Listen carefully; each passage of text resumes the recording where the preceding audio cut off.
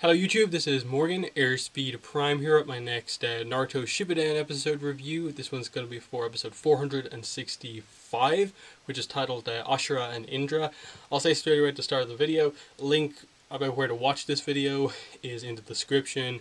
I'm doing this mainly because every time I've uploaded videos on the day the episode comes out, I seem to have got like an kind of, in my mind, unnecessary number of dislikes, which I think are due to people looking at the video and thinking it's an upload on YouTube of the episode when it's very clearly a review. So I'm just going to basically say at the start of all of these videos, link to watch in the description. This is where I watched it, so just be aware of that. So yeah, getting into the review, I thought this was an excellent episode. I've liked all of these flashback episodes about Kaguya, the Hagoromo stuff, and now we're kind of obviously into more focus on Ashura and Indra, and I thought this was really good, in that this is obviously the start of this whole kind of reincarnation cycle thing with the brothers, and the start of the manipulations by Black Zetsu to basically form this kind of cycle that kind of has continued itself up until the current day with Naruto and Sasuke. And I really liked how they characterized Indra.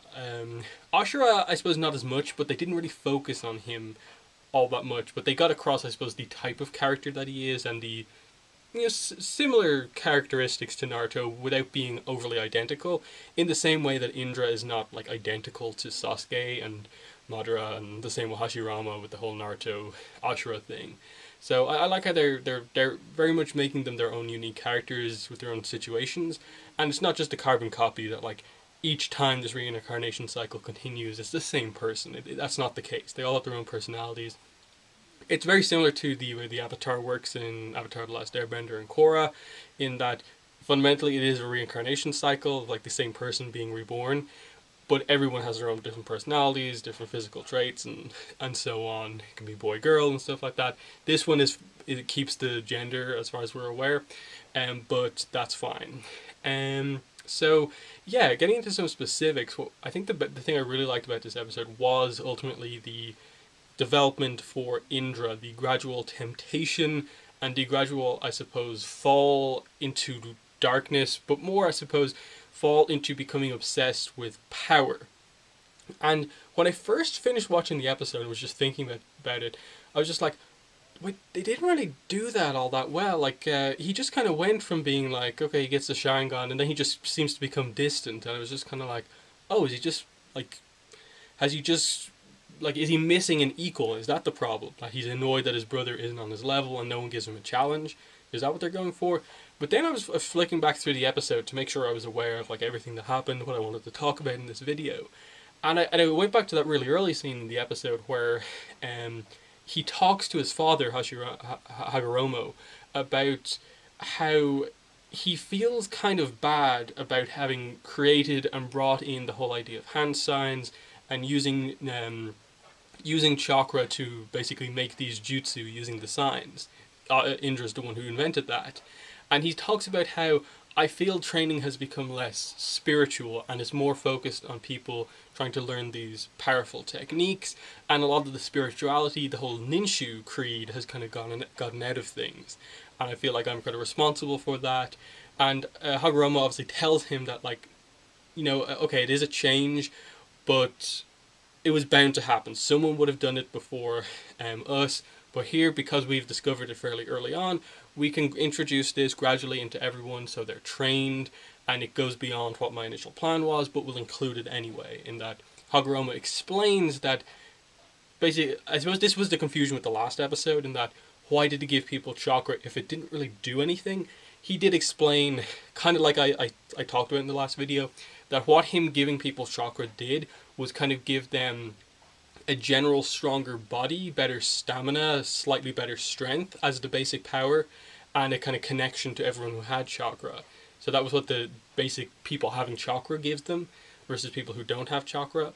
And obviously Indra is now harnessing that chakra through hand signs to use these powerful techniques by infusing your chakra.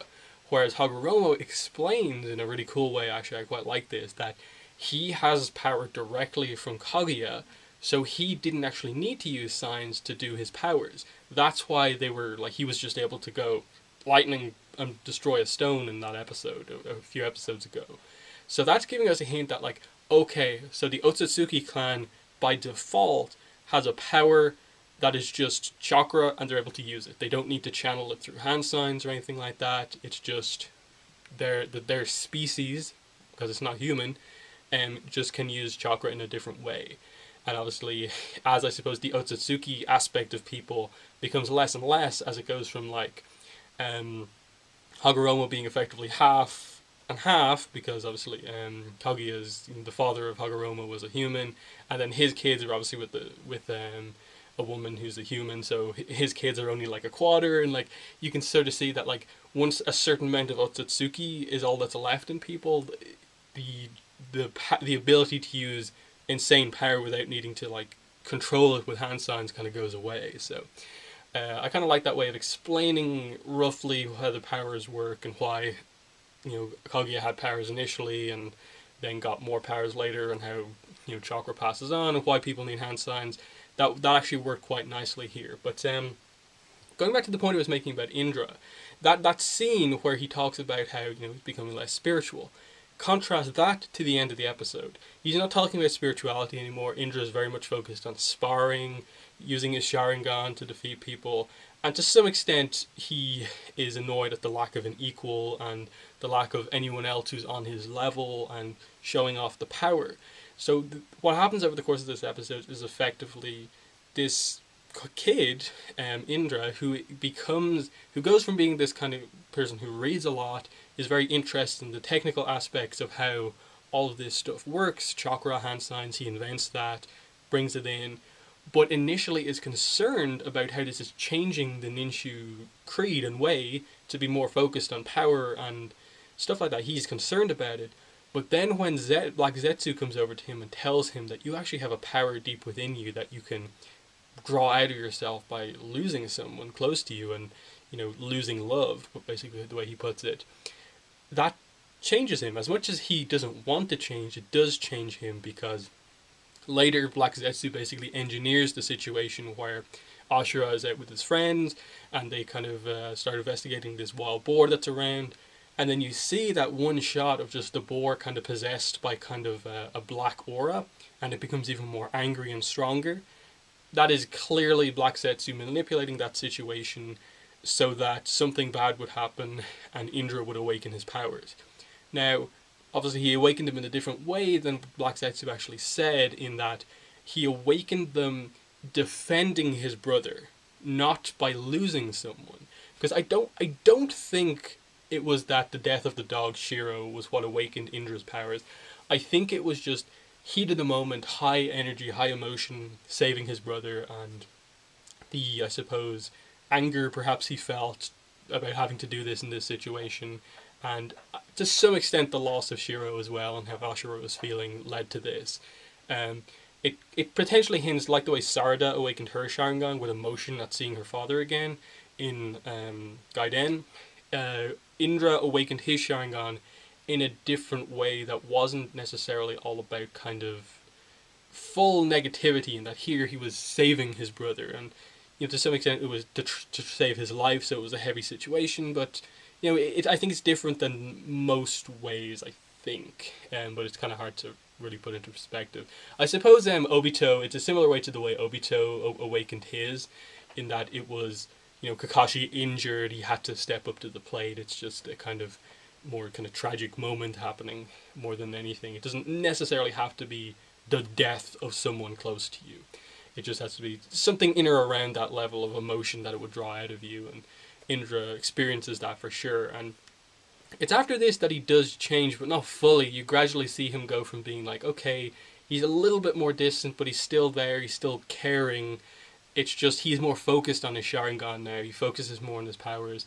He's holding back less in practice against the people who are clearly lesser than him, and he wants a test and a challenge. And when we have a bit of a time skip, and they're older, kind of in their early to late teens, and you can see him. He's met by Zetsu comes to see him again, Black Zetsu, and he talks about this idea that you can sense it now that you have the Sharingan eyes, which I helped you awaken. You can sense it too. What's different about you, the power that you need to change things and bring Ninshu into this new era. And you can see, like what Zetsu did earlier on in the episode, that he looked up at the moon, kind of distracted for a while. I'll get what I want, but he's not telling Indra exactly what that is. And just this idea that he's subtly, I suppose, not so subtly to us as the audience, but for Indra not knowing who Zetsu is, just kind of knowing that like he suspiciously knows stuff about me, and is kind of trying to draw this kind of power out of me, but I don't really know what he's about. It definitely comes across that something's wrong here, and is Ashura going to be the one to find out about Zetsu? Is Hagoromo, obviously he doesn't discover Zetsu until much later on. It's implied that it's only like very recently in the present story that he's found out about what Black Zetsu was doing. So some very interesting stuff kind of happening around this episode, but that development of Indra from being the kid reading the books and just very talented to being this very distant person who's alienating himself from the rest of the group, to the point where a lot of the other people that are training with Ashura and Indra go from being like, oh, you have to have Indra be the next in line as like the person in charge of guiding Ninshu forward, to people actually doubting him because he's too harsh, he's expecting too much of them, he's going too hard in training and expects way too much, to being like, okay, but Ashura also isn't ideal because while he's much easier to approach, he's a nicer person, he comes across, he's not talented enough. And I think if there was a negative to this episode, it's that Ashura, his personality, what he was going through, and potentially his power level didn't come across all the best, which I think was purposeful, that he was meant to be a kind of relative failure compared to Indra. But the focus was so much on Indra that I think Ashura didn't really get a good look in that the other side of this episode was Hagoromo, and I suppose the main older guy that's also his kind of right-hand man, guiding the kids, who Indra and Ashura are still young here, so he has one of the more experienced members of the Ninja Creed, which I think might have been the initial guy he met from the last episode, just older, looking different. Him kind of suggesting that, like, who are you going to choose? Is it going to be Indra or Ashura next? And he thinks, obviously, it's Indra because he's more talented. But Hagoromo is conflicted. I think initially he's like, yeah, it has to be Indra. He's definitely more talented. But over time, I think you get the sense that he also is realizing that Indra has kind of turned around.